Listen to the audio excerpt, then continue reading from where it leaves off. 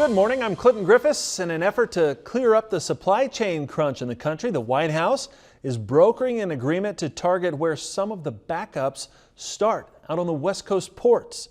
The agreement means the Port of Los Angeles will become a 24-hour, 7-day-a-week operation.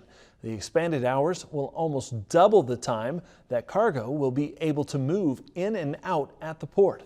That port and the Port of Long Beach account for 40% of all shipping containers entering the U.S., and Long Beach went to 24-hour operations a few weeks ago.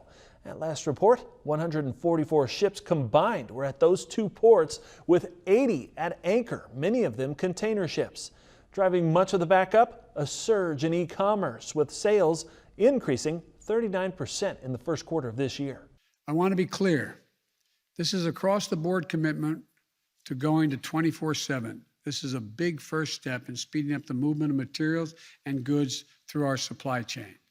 But now we need the rest of the private sector chain to step up as well. This is not called a supply chain for nothing. This means that terminal operators, railways, trucking companies, shippers, and other retailers as well. Think about it. When you see these pictures of those ships waiting at anchor, waiting outside of the ports, that means the ships are already there. So it's everything after that that we have to work to unclog. There not being spaces for the ships at the berths. It's the containers being backed up. And that goes through our supply chain, through the rails, through the trucks, again, all the way to the store shelf.